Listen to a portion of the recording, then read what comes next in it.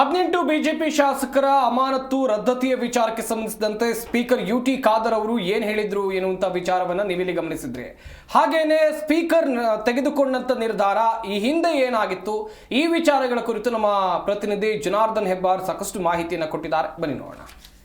ಕಳೆದ ಮಾರ್ಚ್ 21ರಂದು ಸದನದಲ್ಲಿ ನಡೆದಂಥ ಘಟನೆ, ಸ್ಪೀಕರ್ ಚೇರ್ ಎದುರುಗಡೆಯಲ್ಲಿ ಬಿಜೆಪಿಯ ಶಾಸಕರು 18 ಜನ ಶಾಸಕರು ಹೋಗಿ ದಾಂಧಲೆ ಮಾಡಿದರು, ಪೇಪರನ್ನು ಹರಿದಾಕಿದ್ರು ಅನ್ನೋ ಕಾರಣಕ್ಕಾಗಿ ಸ್ಪೀಕರ್ ಅವರನ್ನು ಅಮಾನತು ಮಾಡಿದರು 6 ತಿಂಗಳ ಅವಧಿಗೆ. ಆದರೆ ಇದನ್ನು ನೋಡಿದಂಥ ವಿರೋಧ ಪಕ್ಷ ನಾಯಕ ಸೇರಿದಂತೆ ಭಾಳಷ್ಟು ಜನ ಬಿಜೆಪಿ ನಾಯಕರು, ಮಾಜಿ ಸ್ಪೀಕರ್ಗಳು, ಇವರು ಮತ್ತಷ್ಟು ಜನ ಪ್ರಮುಖರು, ಕಾನೂನು ಪಂಡಿತರೆಲ್ಲರೂ ಕೂಡ ಈ ಒಂದು ವಿಚಾರದಲ್ಲಿ ಸರ್ಕಾರದ ಮೇಲೆ ಒತ್ತಡವನ್ನು ಹೇರ್ತಾ ಬಂದರು. ಸ್ಪೀಕರ್ ಯುಟಿ ಖಾದರ್ ಅವರಿಗೂ ಸಹಿತ ಸಾಕಷ್ಟು ಬಾರಿ ಮಾತುಕತೆಯನ್ನು ಕೂಡ ಮಾಡಿದ್ದಾರೆ. ಅವ್ರ ಜೊತೆಯಲ್ಲಿ ದೂರವಾಣಿಯಲ್ಲೂ ಸಹಿತ ಮಾತನಾಡಿದ್ದಾರೆ. ಈ ರೀತಿಯಲ್ಲಿ ಕ್ರಮ ತೆಗೆದುಕೊಳ್ಳೋದು ಸರಿಯಲ್ಲ.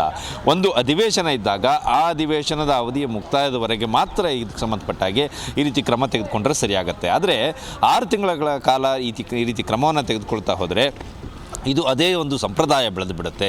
ಮುಂದೆ ಯಾವುದೇ ಸಂದರ್ಭದಲ್ಲೂ ಸಹಿತ ಈ ರೀತಿಯ ವರ್ತನೆ ಆದಾಗ ಶಾಸಕರ ಮೇಲೆ ಕ್ರಮವನ್ನು ತೆಗೆದುಕೊಳ್ಳುವಾಗ ಗರಿಷ್ಠ ಅವಧಿ 6 ತಿಂಗಳವರೆಗೆ ತೆಗೆದುಕೊಳ್ಬಹುದು ಅನ್ನೋಂಥ ಒಂದು ನಿಯಮ ಬಂದುಬಿಡುತ್ತೆ, ಸಂಪ್ರದಾಯ ಆಗುತ್ತೆ. ಹಾಗಾಗಿ ಇದನ್ನು ತಕ್ಷಣ ವಾಪಸ್ ತೆಗೆದುಕೊಳ್ಳಿ ಅಂತೇಳಿ ಮನವಿಯನ್ನು ಕೂಡ ಮಾಡಿದರು. ಆದರೆ ಸ್ಪೀಕರ್ ಇದಕ್ಕೆ ಯಾಕೋ ಮನಸ್ಸು ಮಾಡಿದಂತೆ ಕಂಡಿರಲಿಲ್ಲ. ಒಂದೆರಡು ಸಂದರ್ಭದಲ್ಲಿ ಬಿಜೆಪಿಯ ಶಾಸಕರು ಹೋಗಿ ಭೇಟಿಯಾದರು, ಮನವಿ ಮಾಡಿಕೊಂಡ್ರು, ಮಾತುಕತೆ ಮಾಡಿದ್ರು. ಆದರೂ ಕೂಡ ಒಂದಷ್ಟು ಸಮಯ ಮುಂತಾಡ್ತಾನೆ ಬಂದರು. ಇವತ್ತು ಅದಕ್ಕೆ ಮುಹೂರ್ತ ಕೂಡ ಬಂದಿತ್ತು. ಸಭೆಯನ್ನು ಕರೆದು ಮುಖ್ಯಮಂತ್ರಿಗಳ ಮತ್ತು ಉಪಮುಖ್ಯಮಂತ್ರಿಗಳು ಸೇರಿದ ಹಾಗೆ, ಕಾನೂನು ಸಚಿವ ಎಚ್ ಕೆ ಪಾಟೀಲ್ ಸೇರಿದ ಹಾಗೆ ಎಲ್ಲರೂ ಕೂಡ ಸಭೆ ಸೇರಿ ಚರ್ಚೆಯನ್ನು ನಡೆಸಿದ್ದಾರೆ. ಇವತ್ತಿನ ಸಭೆಯಲ್ಲೂ ಸಹಿತ ಒಂದಷ್ಟು ವಿಚಾರವನ್ನು ಸ್ಪಷ್ಟವಾಗಿ ಸರ್ಕಾರ ಹೇಳಿದೆ. ಅಲ್ಲಿ ಕಾರ್ಯದರ್ಶಿಗಳೇ ಸ್ಪಷ್ಟವಾಗಿ ಹೇಳಿದ್ದಾರೆ, ನಿಯಮಾವಳಿ ಪ್ರಕಾರ ಈ ರೀತಿ ಆದೇಶ ಆದಾಗ, ಸದನದಲ್ಲಿ ಇವ್ರನ್ನ ಅಮಾನತು ಮಾಡಿದ್ದೀವಿ ಅಂತ ಆದೇಶ ಆದಾಗ ಹಾಗೆ ವಾಪಸ್ ತೆಗೆದುಕೊಳ್ಳಲಿಕ್ಕೆ ಸಾಧ್ಯ ಇಲ್ಲ.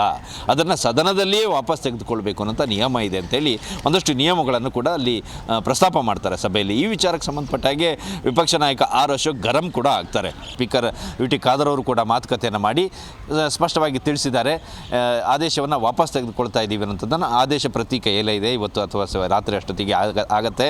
ಹಜ್ ಯಾತ್ರೆಗೆ ಹೊರಟಿದ್ದೀನಿ ನಾನು, ಅದಕ್ಕೂ ಮೊದಲು ಈ ಒಂದು ಆದೇಶವನ್ನು ಮಾಡಿ ಹೋಗ್ತೀನಿ. ಮುಂದೆ ಇಂತಹ ಘಟನೆ ನಡೆಯಲ್ಲ ಅನ್ನುವಂಥ ವಿಶ್ವಾಸ ತನಗಿದೆ ಅನ್ನುವಂಥ ಒಂದು ಭರವಸೆಯನ್ನು ಸ್ಪೀಕರ್ ಯುಟಿ ಖಾದರ್